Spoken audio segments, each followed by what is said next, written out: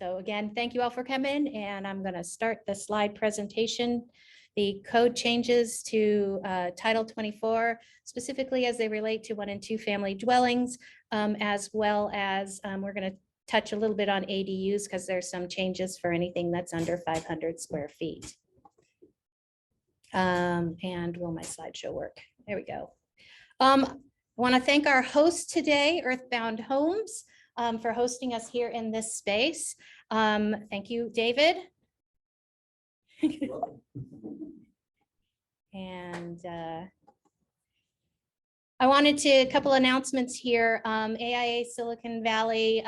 So the CRAN, there's going to be a CRAN forum at the A23 Conference in Architecture, which is going to be held in San Francisco this year. The CRAN group, this is National CRAN group, is looking for residential architects who would like to speak at the conference.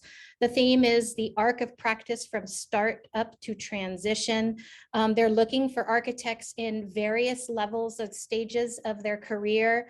You know, doesn't matter what stage of your career, they're looking for anyone who would like to talk about being a residential architect. So just email me if you're interested in participating about that, and I'll give you more details. Next slide. Okay. Next month, we have Peninsula Building Materials, and Mountain View is going to give us the room again. So this year, we're going to try to go back and forth between Earthbound Homes and PBM so that we have a meeting in Mountain View and a meeting in San Jose. The date is set for Thursday, February 9 from noon to 1:30. The subject is still to be determined, and since there are a lot of slides today, we might have to continue this presentation, so we'll see. Or it might just be a discussion on this. With that, we're going to get into the presentation today. This presentation is available at this link. There's also going to be a QR code coming up on the next page, but just want to let you know, I am not a code expert. Basically, I'm not a code expert. I basically am just playing one on TV today. All of the information has been taken from the California websites. I don't own the copyright to anything that you might see copies of. So just keep that in mind. And here is the QR code if you want to scan that and get the doc. So, and if you can't get to that link, there's the QR code as well to get the complete list of changes that we're going over today. All right, for those of you who have a paper copy of the code, well, and a PDF copy, just so that you know what's going on with the code, whenever you see this top one, the double lines and the margins, that is a completely new section of the code. There's quite a few, there's a few, I shouldn't say quite a few, there's a few of them this time around. The little greater than symbol indicates the deletion of something that was deleted because of language. The single line is just some changes. So it was there in the code before, but they've made some changes. The arrow indicates deletion from the International Code Council model language. Okay, we're going to start with the California Residential Code. One thing that changed, new section, the permit expiration is from 180 days now to 12 months. So any of your jurisdictions that are shutting it off at 180 days, now you can remind them that it's now 12 months. All right, Chapter 3. There's quite a few items here in Chapter 3 in building planning. They changed the model code language for I'm going to minimize this, sorry. Model code language for anchorage of water heaters. It should now read, water heaters and thermal storage units shall be anchored against movement and overturning in accordance with the California Plumbing Code. A lot of the changes that you're going to see today are language and getting things aligned with other portions of the code. We've had a lot of arguments with building officials, and that because one code says something completely different than another code. They've tried to consolidate all of that language in this newest new section of code. Okay. Oh, and sorry, the live work units. There's a changes for accessibility with live work units. Aging in place. For a lot of us, this is probably one of the biggest changes, or maybe the biggest change in the code, the California Residential Code.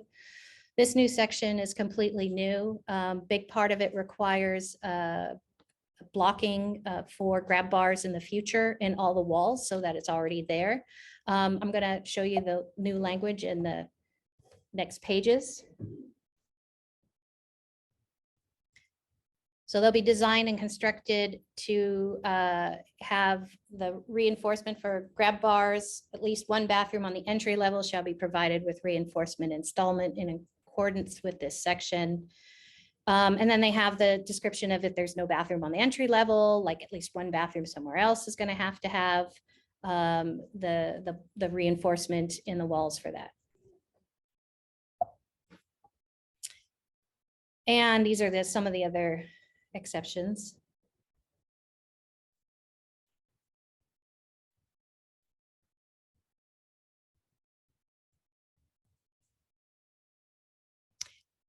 I'm already putting a lot of reinforcement, especially around water closets in a lot of my projects. And I'm actually kind of happy to see this change in the model code.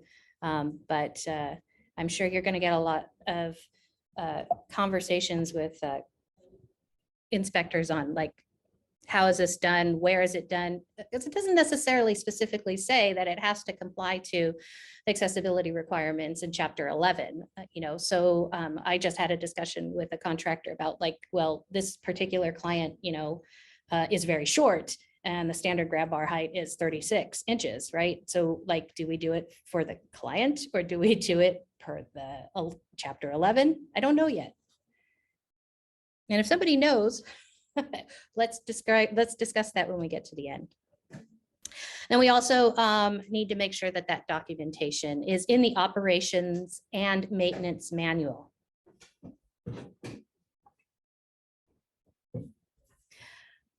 Okay, section 310, emergency escape and rescue opening required. There's some exceptions and repealed some language that conflicted. Sprinklers are now going to be allowed to have dry pipe sprinklers in residential. And this one, 324.8, elevated PV support structures. There's a whole new section for like how to engineer elevated photovoltaic support systems that I think helps clarify a lot of conversations you may have had with your structural engineer if you're doing photovoltaics not on the roof of a house, but maybe on something like a carport or a pergola or some other structure that is separate and elevated from the house. Okay, this is number 2 of the big change that is brand new to the code.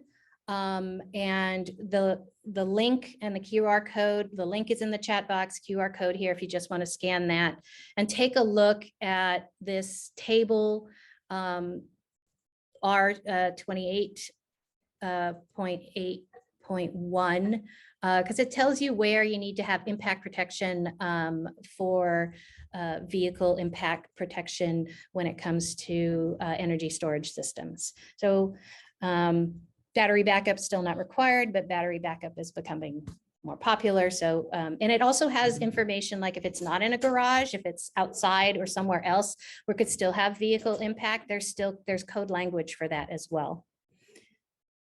So this is all about protecting those ESS systems.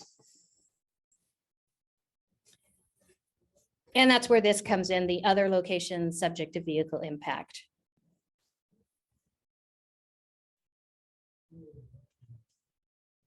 And cleaning up some language as well. Okay, health and safety code section. This isn't necessarily one single family homes, but we do have single family homes that are now being converted into care homes for both daycare facilities for children, but also for adults. And so these amendments here go into play for this section, this type of large family daycare homes that were probably previously a single family home. Okay. And lots of definitions in chapter chapter 3 were changed or modified. So these are the list of those changes of definitions.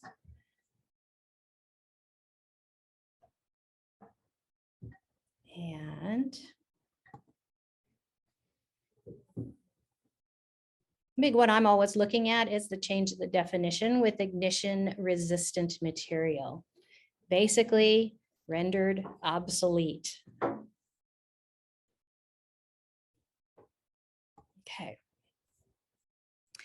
There's been some changes to off-ridge and ridge vents in repealing the language regarding vents mounted to a vertical surface. And we're going to see, so in this presentation, there's some things that relate specifically to the fire marshal and to WUI. In my presentation today, when you start seeing these fire ones, the ones that really relate a lot to the California Residential Code, I kept in this section, but there's a section that we'll go back to later in this presentation that is specifically fire marshal related and fire code sections. But there's a little bit of what I'm getting at is there's a little bit of overlap in this presentation as the items that were fire code or WUI related that are significant to the way we design buildings, I left in the CRC section of this presentation.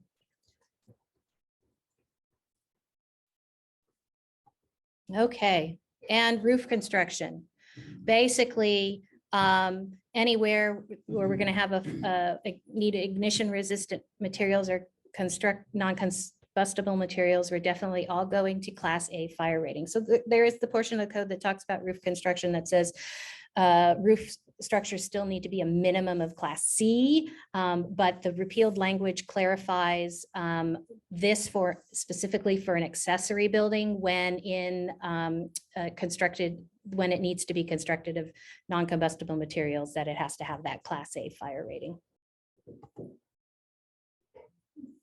All right, foundations. So I don't do very many unvented crawl spaces because I've always been concerned about, moisture and getting stuck in there. And then do we have mechanical and all of this? Well, now the code actually clarifies more information on if you do an unvented crawl space. And what you do with that, it repeals the requirement of perimeter wall insulation, which is probably the hardest part to keep dry. So that language has been repealed. But then there's a new note with underfloor vapor retarders in this section. My understanding from how I read it is that pretty much almost in every situation, you're going to now want to put an underfloor vapor retarder in your crawl space. Rather than just leaving it open and, dirt free. So wall coverings. So they repealed some amendments related to vapor retarders in these interior wall coverings. And it all goes back to the California Energy Code and the Energy Commission, which will be the next section of this presentation, because there's a lot more changes in the Energy Code than it really is in the California Residential Code. Again, a lot of the California Residential Code, other than those two main things that we just went through, the adding of accessibility reinforcement in the walls and bathrooms, and the vehicle impact resistance for energy storage system.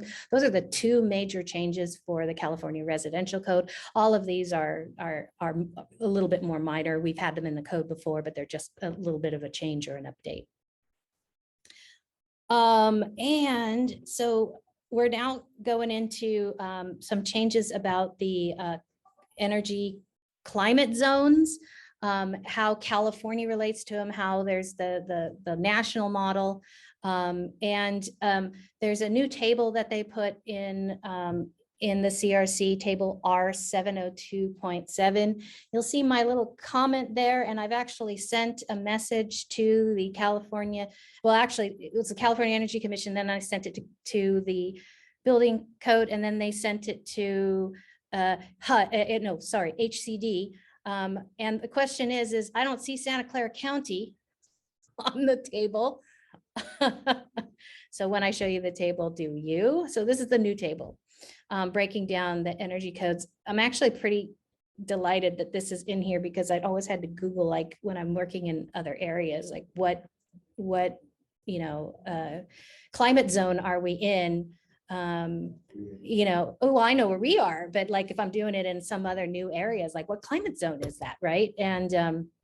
And usually if you Google it, you'll end up getting IECC more often than you'll get California Energy Code. So this table is really nice to have in the CRC now because it shows both of those. And then again, what's important to note here though, is that although they put in the counties as a description, the lines for the climate zones are not necessarily specific to county because county is a government thing and climate is not. So, but they're a good representation of kind of where those are. There is still a map to check those boundaries.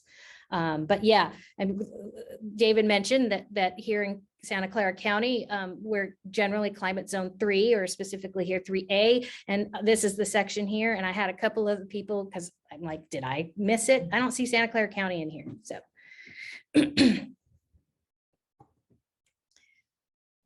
all right, roof ceiling construction. New R806 roof ventilation, that's a note added to the section to reference that table we were just looking at in energy efficiency measures. Okay, and now we're going to talk about vents in WUI zones, wildland urban interfaces. We now have the code has been amended to ensure that where vents are provided in WUI zones, that they will be a kind that protects from the intrusion of burning embers and flame. We already know that there are products out there that already do that and had inspectors like say, you need to do this, even though it wasn't in the code. And so now they've amended to ensure that that is in the code. And more about roof vents in the wildland urban interface. I decided to just pop in the language here so that you will have that. We're provided ventilation openings for enclosed attics, gable ends, ridge ends, under eaves and cornices, enclosed eave soffits, enclosed rafter spaces formed where ceilings are applied directly to the underside of roof rafters, underfloor ventilation, foundations and crawl spaces. And we had somebody, let's talk about foundations and crawl spaces or any other opening intended to permit ventilation, either in a horizontal or vertical plane, shall be in accordance with this section and to resist building ignition from intrusion of burning embers and flame through the ventilation openings. This will be a fun building science discussion, especially as to how embers in crawl spaces don't fires go up? But anyway, that's a discussion for another day. Roof assemblies within the state responsibility area. This existing amendment is repealed to correlate with the CBC and with WUI. All right. We're now in the appendix. So there's been a change to the appendix under straw bale construction. HCD wanted this in there and it just basically goes back and relates to that table R702.7 about the energy efficiency measures. And there's a building, there was a swimming pool safety act. So Appendix AX amends the notes to reflect this new law about swimming pool safety. Okay, we actually got through all of the California residential code changes. So I'm now going to move on to changes in the energy code. And you can find the changes to the energy code list from this QR code or the link.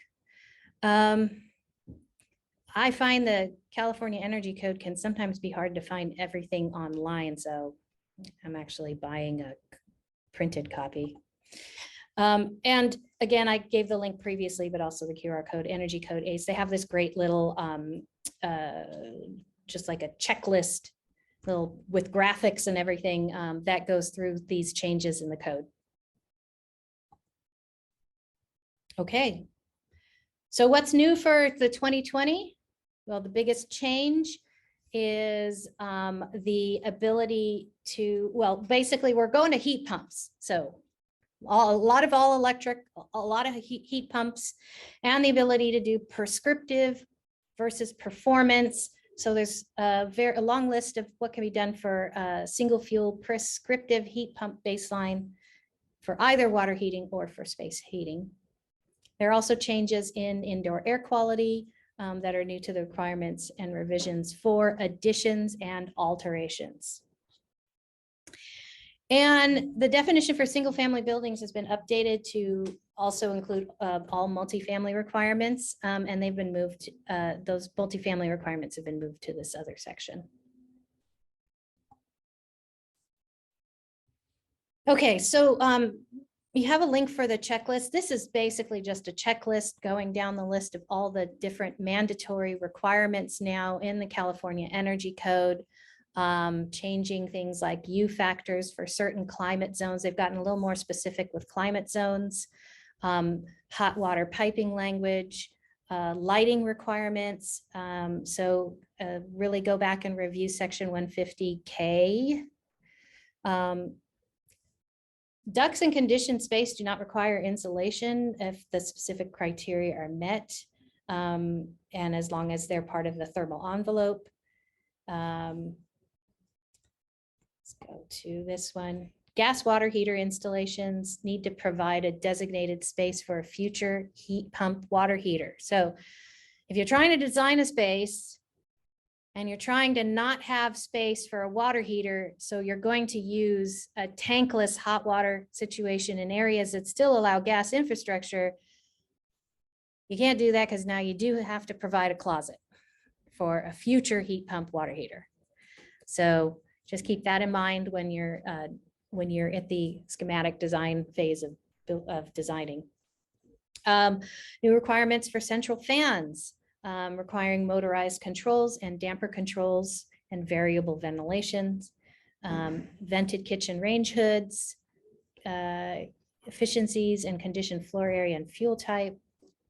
Okay, we're going to install heat recovery ventilation, HRVs, and ERV systems, and they must have a HERS verified rating system, HERS verified maximum fan efficacy of 1.0.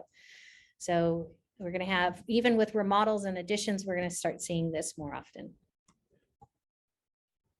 Again, it goes back to the energy storage systems ready requirements, including equipment for a dedicated raceway and a minimum of 4 branch circuits and a minimum bus bar rating of 225 amps. When we get to the electrical code, there is some changes as far as panel boards. So we'll take a look at that. And electric ready requirements for space heating, cooking, clothes dryer. Basically, even though you may not be designing an all electric building, you got to prepare it to be an all electric building. And performance compliance, new energy design rating metrics based on source energy. All right. Other prescriptive compliance.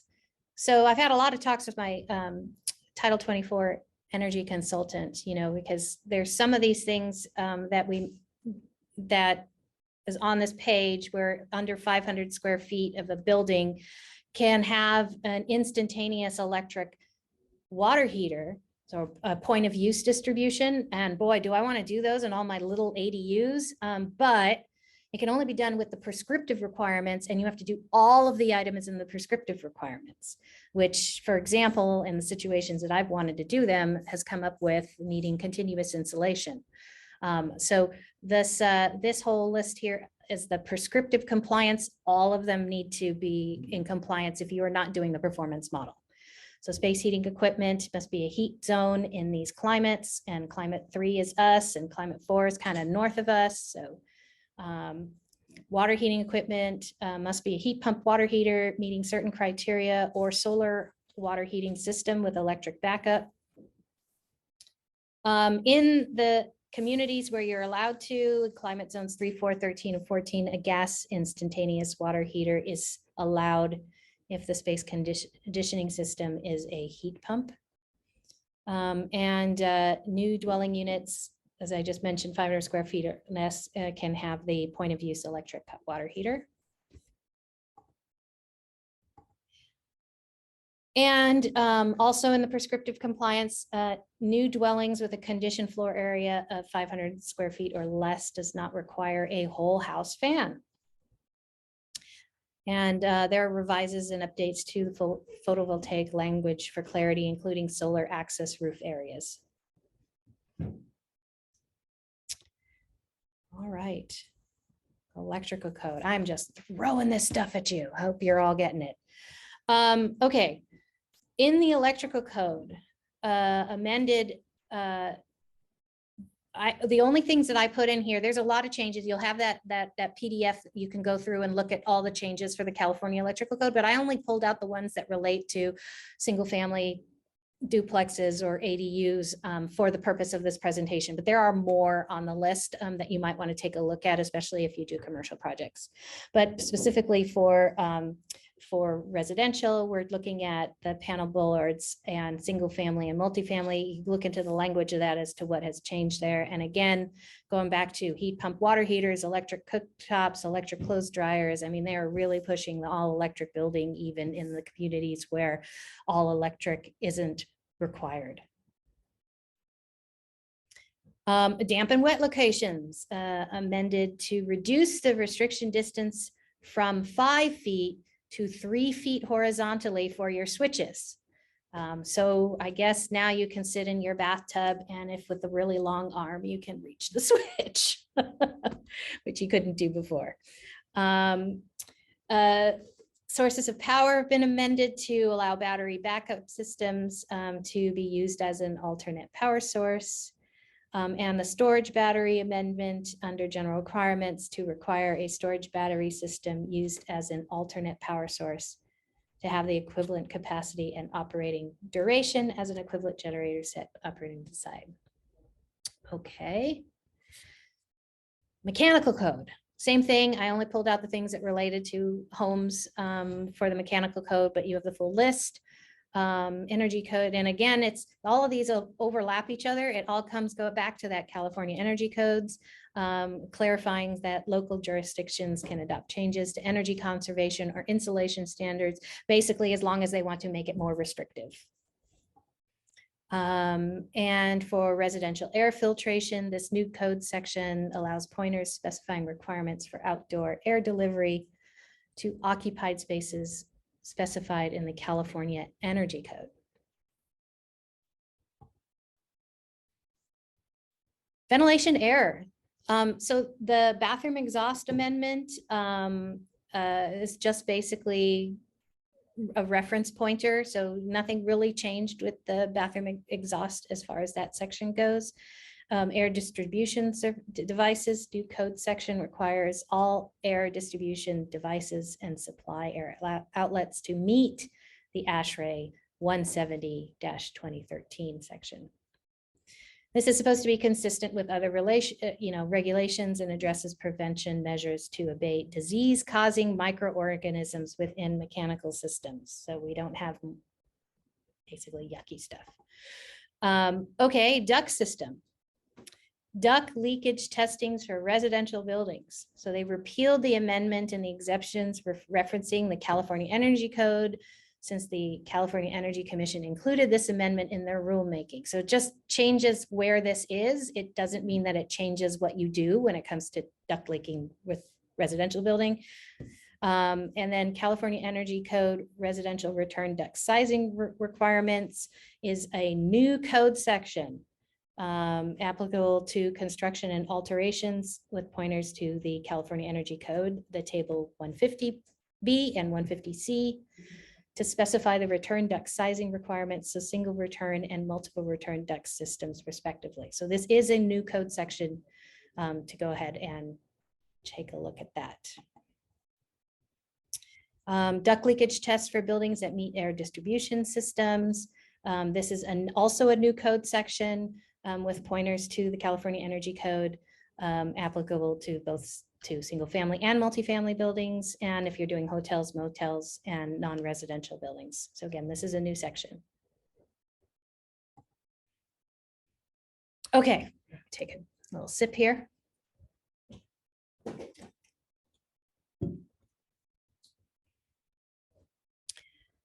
All right, California Green Building Standards Code.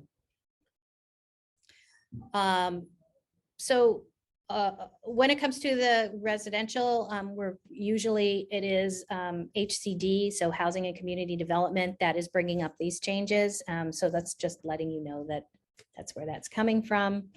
And again, since all of these overlap with one another, we've already talked a little bit about EV charging. But here we go.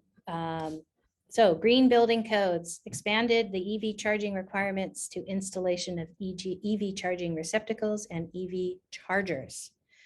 They did modify the exceptions, repealed some language and dollar amounts. So before you were able to like have exceptions due to dollar amounts, they're now doing the variations based on other criteria.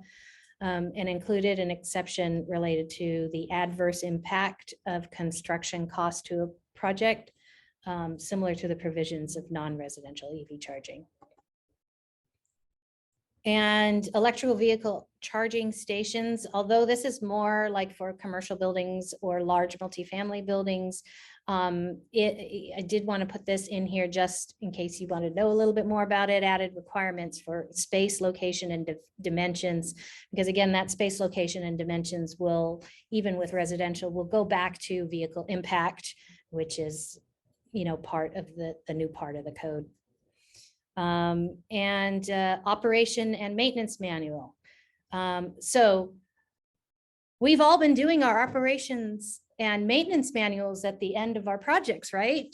And this amendment includes that anything under the maintenance manual with this new grab bar and reinforcement needs to be in that manual and show where those have been added to the bathrooms. All right, and now our state fire marshal comments. So these are in addition to some of the comments we already saw in the CRC section, but just wanted to add these in because these are specific to the state fire marshal. That they added information to Senate bill that requires the state fire marshal to provide a more accurate definition. Any of you who are doing ADUs like I am, there has been a lot of confusion as to the language from the state fire marshal when it comes to an accurate description about what they want for ADUs, because we have legislative actions that say you can't do certain things, and then fire marshal. So anyway, that's basically what this is all about, is trying to make sure that those definitions are accurate, and even when they overlap other laws. They, again, that list of definitions that was in the CRC, they also come up again here in the Cal Green. All right, reference standards. Testing agencies were added, ASTM F2374 for inflatable amusement devices known as bounce houses.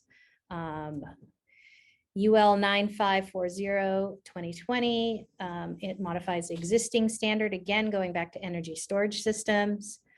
And UL 9540A modifies the existing California amendment to correlate with other updates and new regulations also regarding energy storage systems.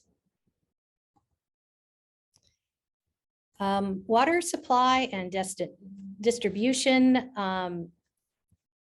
So they removed the residential fire sprinklers from the California plumbing code and comply with the California residential code and California fire code. So basically they pretty much put it all in the California residential code so that it isn't conflicting with one or the other codes. and then amended the exception for automatic fire sprinkler pumps to correlate with the exception in California Residential Code Section R313. Okay, this is a big one. Spend some time with Chapter 49 because the requirements for WUI fire areas, they made some amendments to the California Fire Code with the state fire marshal when it relates to WUI. I know we had all the wildfires, and so there's quite a few changes that came up in here.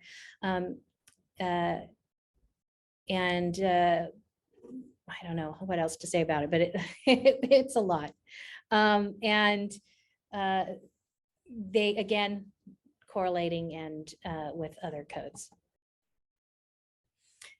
For us, 4903 plans. This section was added to grant authority to the local fire officials to require building owners to provide a fire protection plan to mitigate the wildfire hazards that may exist based on a project-specific wildfire hazard assessment that includes considerations of local topography aspect and climate and fire history. The fire protection plan shall address fire department access, egress, road, and address signage, water supply, fuel reduction, and defensible space requirements in accordance with the California Public Resources Code. I read the whole thing because this is for us. Who's going to provide those plans? Who's going to provide all that information that the client has, that the building owner has to have? It's going to be us. We're going to be making these. Okay, and then also a vegetation management. The amendments include additional requirements for the development, identification, and maintenance of the vegetation management zones adjacent to structures, as well as design criteria, specific types of fire resistant and non-fire resistant vegetation. So all of you landscape architects are now going to have to make sure that this is part of the building owner's documents and in the operations manual. Okay, thank you for attending. We got through it all. Again, here's the CRAN mailing list. Please go ahead and if you want to remain on the mailing list and be a part of future CRAN meetings, please fill this out and we'll make sure that you stay on the mailing list. And some of those resources again.